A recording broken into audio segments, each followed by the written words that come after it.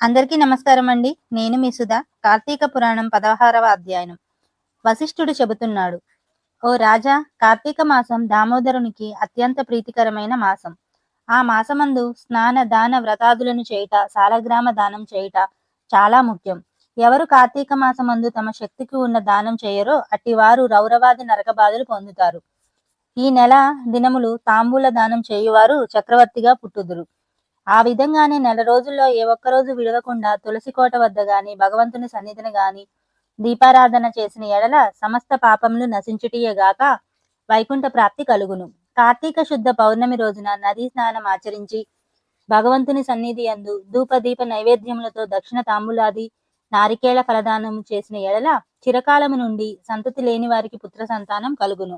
సంతానం ఉన్నవారు చేసినచో సంతాన నష్టం జరగదు. పుట్టిన బిడ్డలు చిరంజీవులై ఉందురు.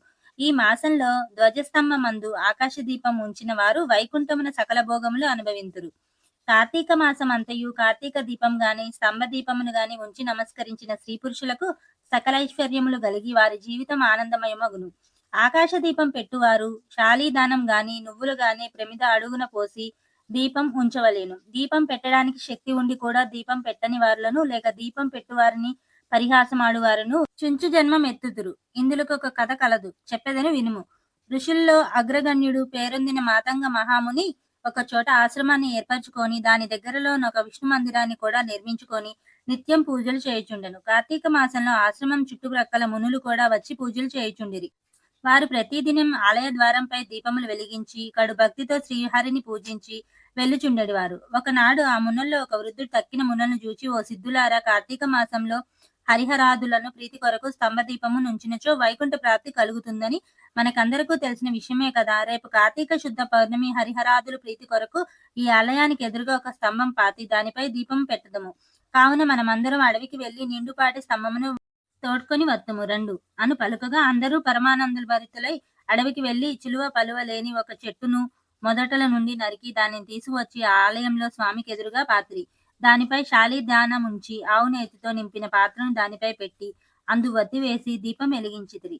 పిమ్మట వారందరూ కూర్చుండి పురాణ పఠనం చేయుచుండగా పెళపెళమని శబ్దం వినిపించి అటు చూడగా వారు పాతిన స్తంభం ముక్కులెంపుడై దీపం ఆరిపోయి చెల్లా చెదురై పడి ఉండెను. ఆ దృశ్యం చూసిన వారందరూ ఆశ్చర్యంతో నిలబడి ఉండిరి. అంతలో ఆ స్తంభం నుండి ఒక పురుషుడు బయటకు వచ్చెను.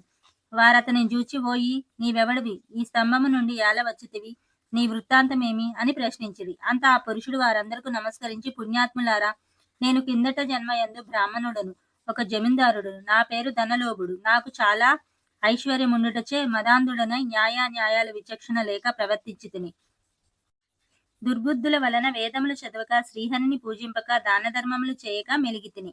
నేను నా పరివారంతో కూర్చుండియున్న సమయమునే విప్రుడైన వచ్చి నన్ను ఆశ్రయించి నన్ను అతనిచే నా కాళ్ళు కడిగించి ఆ నీళ్లు నెత్తిమీద వేసుకోమని చెప్పి నానా దుర్భాషలాడి పంపుచుండేవాడను. నేను ఉన్నతాసనంపై కూర్చుండి అతిథులను నేలపై కూర్చుండేవని చెప్పేవాడను. స్త్రీలను పసిపిల్లను హీనంగా చూసేవాడను. అందరూ నా చేష్టలకు భయపడితే వారే కాని నన్నెవరూ మందలింపలేకపోయితిరి. నేను చేయి పాపకార్యములు హద్దు లేకుండా పోయినది. దాన ధర్మములు ఎట్టివో నాకు తెలియవు. ఇంత దుర్మార్గుడైన పాపినైన అవసాన దశలో చనిపోయిన ఘోర నరకములు అనుభవించి 1,00,000 జన్మల యందు కుక్కనై 10,000 జన్మల యందు కాకినై 5,000 జన్మలై తొండనై 5,000 జన్మలు పేడ పురుగునై తర్వాత వృక్ష జన్మమెత్తి కీకారణ్యంలో కూడా నేను చేసిన పాపములు పోగొట్టుకొనలేకపోతిని.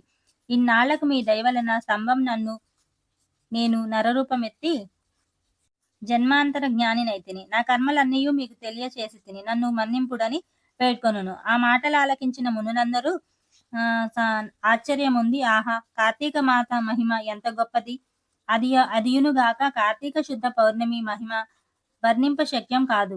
కర్రలు, రాళ్ళు, స్తంభాలు కూడా మన కండ్ల ఎదుట ముక్తి పొందుచున్నవి.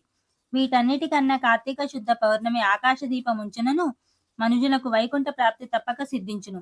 అందువలనే ఈ స్తంభమునకు ముక్తి కలిగిందని మునులు అనుకొనిచుండగా ఆ పురుషుడు ఆ మాట ఆలకించి, ముని పొంగవులారా, నాకు ముక్తి కలుగు మార్గమేదైనా గలదా? ఈ జగంబున నేనెల్లరూ ఎటుల కర్మబంధము కలుగును?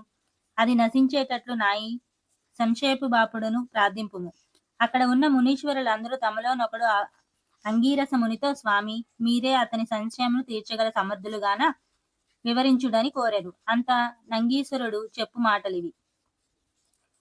16వ రోజు పారాయణం సమాప్తం. ఓం నమ శివాయ.